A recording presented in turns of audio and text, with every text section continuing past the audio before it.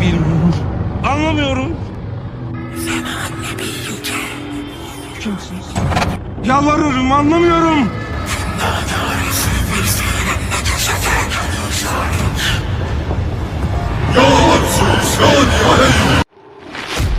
اعوذ باللہ من الشیطان الرجیم بسم اللہ الرحمن الرحیم۔ اللہ تبارک و تعالیٰ کے نام سے شروع جو بڑا مہربان اور نہایت رحم کرنے والا ہے۔ ایک ایسی پر اسرار زندگی جو کبھی ختم نہ ہوگی، اور ایک ایسا پر اسرار اور خوفناک گھر جس گھر میں ہر انسان کو داخل ہونا ہے۔ اس گھر میں جو بھی انسان داخل ہوگا وہ کبھی لوٹ کر اس دنیا میں نہیں آئے گا۔ پیار دوستو، کیا آپ جانتے ہیں کہ جب انسان مر جاتا ہے اور ملک الموت علیہ السلام اس کی روح قبض کر لیتے ہیں، اس وقت یہ تمام تر مناظر مرنے والا انسان کس حالت میں دیکھ رہا ہوتا ہے، اور مرنے والے انسان کو کتنی دیر بعد پتہ چلتا ہے کہ اس کی موت ہو چکی ہے۔ اور جب مرنے والے انسان کو قبر میں داخل کر دیا جاتا ہے تو قبر میں پہلے 24 گھنٹوں کے اندر اس کے ساتھ کیا سلوک کیا جاتا ہے، اور حساب و کتاب لینے والے فرشتے یعنی منکر نکیر کس طرح زمین کو چیرتے ہوئے قبر میں داخل ہوتے ہیں، اور کس طرح مرنے والے کے ساتھ حساب و کتاب کیا جاتا ہے، اور اس کے بعد مرنے والا شخص اپنی اس زندگی کو کس طرح گزارتا ہے۔ پیار دوستو، ان تمام تر سوالات کے جوابات قرآن و حدیث کی روشنی میں آج کی اس ویڈیو میں ہم آپ کو بتائیں گے، لہٰذا آپ سے گزارش ہے کہ ہماری اس ویڈیو کو اینڈ تک ضرور دیکھیے گا تاکہ آپ کے علم کے اندر بھی اضافہ ہو سکے اور آپ بھی مرنے سے پہلے اپنی آگے والی زندگی کی تیاری کر سکیں۔ پیارا دوستو، اللہ تبارک و تعالیٰ قرآن پاک میں ارشاد فرماتا ہے کلُّ نفس ذائقۃ الموت، اور بے شک ہر جان نے موت کا ذائقہ چکھنا ہے۔ اس بات کے اندر کوئی شک نہیں کہ ہر انسان نے وقت مقررہ پر اس دنیا کو چھوڑ کر جانا ہے۔ پیارا دوستو، جب انسان کی موت کا وقت قریب آتا ہے تو ملک الموت علیہ السلام اس کی روح قبض کرنے کے لیے تشریف لاتے ہیں، اور جب اللہ تبارک و تعالیٰ کے حکم سے ملک الموت علیہ السلام انسان کی روح قبض کر لیتے ہیں اور انسان مر جاتا ہے، لیکن اس وقت مرنے والے انسان کو یہ احساس نہیں ہوتا کہ وہ مر چکا ہے، بلکہ مرنے والا شخص اپنے آپ کو خواب کے اندر مرتا ہوا محسوس کرتا ہے۔ مرنے والا شخص یہ محسوس کر رہا ہوتا ہے کہ اس کو خواب کے اندر نہلایا جا رہا ہے، اور اس کو کفن پہنایا جا رہا ہے، اور اس کے کفن کو گرہ لگائی جا رہی ہے، یہاں تک کہ جب اس کو قبر میں بھی اتارا جا رہا ہوتا ہے تو اس کو بھی وہ ایک خواب تصور کر رہا ہوتا ہے۔ بے شک یہ تمام تر مناظر جو مرنے والا شخص اپنی آنکھوں کے سامنے دیکھ رہا ہوتا ہے وہ بہت ہی خوفناک اور ہیبت ناک ہوتے ہیں، لیکن اس کے باوجود بھی مرنے والے شخص کو ایسا لگتا ہے کہ وہ ایک خواب دیکھ رہا ہے۔ جب اس مرنے والے شخص کو قبر کے اندر دفنا دیا جاتا ہے اس وقت وہ مرنے والا شخص روتا اور چیختا چلاتا ہے، لیکن اس کی چیخ و پکار کوئی نہیں سنتا۔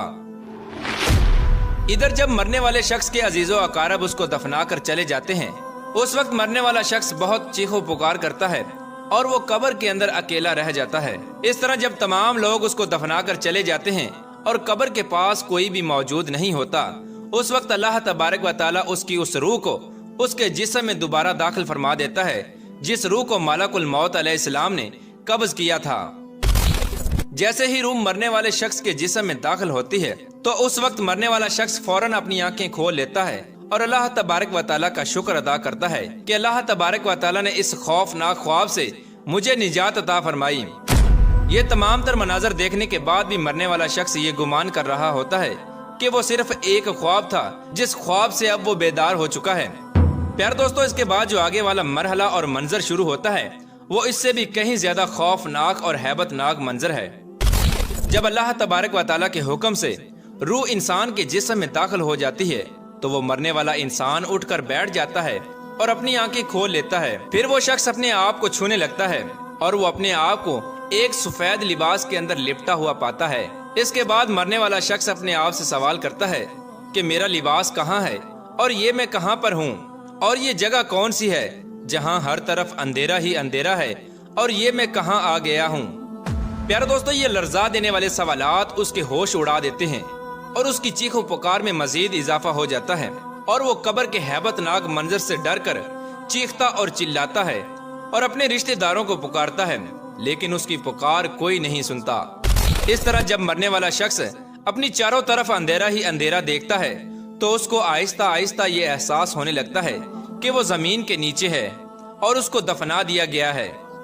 اب اس کو یقین ہونے لگ جاتا ہے کہ اب تک وہ جو کچھ بھی دیکھ رہا تھا وہ ایک خواب نہیں بلکہ ایک حقیقت تھی اور وہ حقیقت میں مر چکا ہے۔ اس وقت مرنے والا شخص اپنی طاقت کے مطابق زور زور سے چیختا ہے اور اپنے رشتہ داروں کو پکارتا ہے۔ اس طرح جب مرنے والے شخص کی چیخو پکار کا کوئی بھی جواب نہیں دیتا تو اس وقت اس کی امید صرف ایک ہی ذات پر لگ جاتی ہے اور وہ اللہ تبارک و تعالیٰ کی ذات ہے۔ اس وقت وہ مرنے والا شخص اللہ تبارک و تعالیٰ کی بارگاہ میں عرض کرتا ہے کہ یا رب العالمین میرے گناہوں کو معاف فرما اور مجھے اس خوف سے نجات عطا فرما۔ پیارے دوستو، اس دعا کے بعد اگر مرنے والا شخص گناہ گار ہوتا ہے تو وہ دیکھتا ہے کہ دو خوفناک فرشتے اپنے دانتوں کے ساتھ زمین کو چیرتے ہوئے اس کی قبر میں داخل ہو جاتے ہیں۔ ان فرشتوں کو دیکھنے کے بعد اس مرنے والے شخص کی چیخ و پکار میں مزید اضافہ ہو جاتا ہے۔ اس وقت قبر کے اندر سوال و جواب کا سلسلہ شروع ہو جاتا ہے۔ حساب و کتاب لینے والے فرشتے سختی کے ساتھ اس میت سے پوچھتے ہیں۔ فرشتے پوچھتے ہیں کہ تیرا رب کون ہے؟ تو وہ مرنے والا شخص جس نے ساری زندگی اللہ تبارک و تعالیٰ کی نافرمانیوں میں گزاری ہوتی ہے وہ جواب دیتا ہے کہ میں نہیں جانتا۔ اس کے بعد فرشتے پوچھتے ہیں کہ ما دینو کا، کہ تیرا دین کون ہے؟ تو اس وقت وہ شخص جس نے ساری زندگی دنیا کی محبت میں گزاری اور اللہ تبارک و تعالیٰ کی نافرمانیوں میں گزاری اور دین سے محبت نہ کی تو وہ جواب دیتا ہے کہ میں نہیں جانتا۔ اس کے بعد اس مرنے والے شخص سے تیسرا سوال کیا جاتا ہے کہ تیرا نبی کون ہے؟ تو وہ شخص جواب دیتا ہے کہ میں نہیں جانتا۔ اس طرح اس مرنے والے شخص کے جوابات سن کر منکر نکیر فرشتے کہتے ہیں کہ ہم جانتے تھے کہ تم یہی جواب دو گے۔ اس کے بعد فرشتے قبر کو حکم دیتے ہیں کہ اے قبر تو اس پر تنگ ہو جا۔ تو وہ قبر اتنی تنگ ہو جاتی ہے کہ اس کی پسلیاں ایک دوسرے کے اندر پیوست ہو جاتی ہیں اور اس پر عذاب مسلط کر دیا جاتا ہے اور اس کی قبر میں جہنم کے دروازے کو کھول دیا جاتا ہے، جیسا کہ نبی کریم رؤوف الرحیم صلی اللہ تعالی علیہ وآلہ وسلم نے ارشاد فرمایا کہ قبر یا تو جنت کے باغوں میں سے ایک باغ ہے یا جہنم کے گڑھوں میں سے ایک گڑھا ہے۔ پیارے دوستو، اگر مرنے والا شخص نیک ہو تو وہ دیکھتا ہے کہ دو خوبصورت چہروں والے فرشتے اس کے پاس آ کر بیٹھ گئے ہیں۔ اس وقت وہ نورانی چہروں والے فرشتے اس مرنے والے نیک انسان کو تسلی دینے لگ جاتے ہیں اور اس کی حوصلہ افزائی کرتے ہیں۔ اس کے بعد اسی طرح اس نیک انسان سے بھی وہی سوال کیے جاتے ہیں کہ تیرا رب کون ہے؟ تو وہ عرض کرتا ہے کہ میرا رب اللہ ہے۔ اس کے بعد اس سے پوچھا جاتا ہے کہ تیرا دین کیا ہے؟ تو وہ کہتا ہے کہ میرا دین اسلام ہے۔ اس کے بعد اس نیک شخص کی قبر کے اندر حضور اکرم صلی اللہ تعالی علیہ وآلہ وسلم تشریف لاتے ہیں اور اس سے سوال کیا جاتا ہے کہ تیرا نبی کون ہے اور اس ہستی کے بارے میں تو دنیا میں کیا کہتا تھا؟ تو وہ شخص جس نے ساری زندگی حضور اکرم صلی اللہ تعالی علیہ وآلہ وسلم کی سنتوں میں گزاری ہوتی ہے اور حضور پاک صلی اللہ تعالی علیہ وآلہ وسلم کی محبت کے اندر دنیا کو چھوڑ کر آیا ہوتا ہے، وہ دیکھتے ہی حضور پاک صلی اللہ تعالی علیہ وآلہ وسلم کو پہچان جاتا ہے اور عرض کرنے لگتا ہے کہ یہ میرے نبی ہیں۔ اس کے بعد فرشتے اس کو خوشخبری سناتے ہیں اور اس کی قبر کو جنت کے باغوں میں سے ایک باغ بنا دیا جاتا ہے اور اس کو ہمیشہ ہمیشہ کی راحت عطا کر دی جاتی ہے۔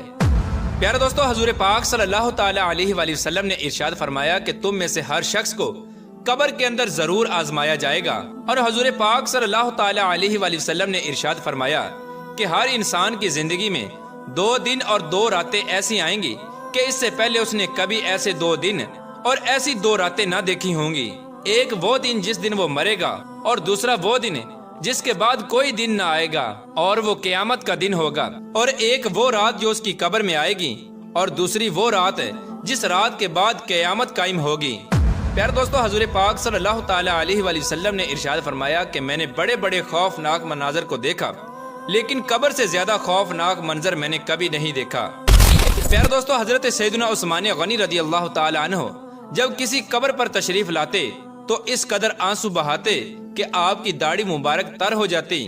تو آپ سے پوچھا گیا کہ جب آپ کے سامنے جنت اور دوزخ کا ذکر کیا جاتا ہے تو اس وقت تو آپ اتنا نہیں روتے، لیکن جب قبر کا ذکر کیا جاتا ہے تو آپ بہت روتے ہیں، اس کی کیا وجہ ہے؟ تو حضرت سیدنا عثمان غنی رضی اللہ تعالی عنہ نے فرمایا کہ میں نے نبی کریم رؤوف الرحیم صلی اللہ تعالی علیہ وآلہ وسلم کو فرماتے ہوئے سنا کہ آخرت کی سب سے پہلی منزل قبر ہے، اگر قبر والے نے اس سے نجات پائی تو بعد کا معاملہ اس سے آسان ہے، اور اگر اس سے نجات نہ پائی تو بعد کا معاملہ اس سے زیادہ سخت ہے۔ پیارے دوستو، اس بات کے اندر کوئی شک نہیں کہ دنیا کی زندگی ایک مختصر سی زندگی ہے اور بالآخر اس زندگی نے ختم ہو جانا ہے، اور آخرت کی زندگی ہمیشہ ہمیشہ کی زندگی ہے جس کے بعد کوئی موت نہ ہوگی۔ اور خوش نصیب ہوں گے وہ لوگ جو اللہ تبارک و تعالی اور اس کے محبوب کو راضی کر کے اپنی آخرت کو سنوار لیں گے اور ہمیشہ ہمیشہ کے لیے جنت میں چلے جائیں گے۔ اور بد نصیب ہوں گے وہ لوگ جو دنیا کے اندر اللہ تبارک و تعالی کی نافرمانیاں کر کے اور دنیا کو راضی کر کے ہمیشہ ہمیشہ کے لیے جہنم کے مستحق قرار پائیں گے۔ اللہ تبارک و تعالی سے دعا ہے کہ اللہ تبارک و تعالی اپنے پیارے حبیب حضرت محمد مصطفیٰ صلی اللہ تعالی علیہ وآلہ وسلم کے بتائے ہوئے راستے پر چلنے کی توفیق عطا فرمائے اور ان کی محبت کے اندر جینا مرنا نصیب فرمائے۔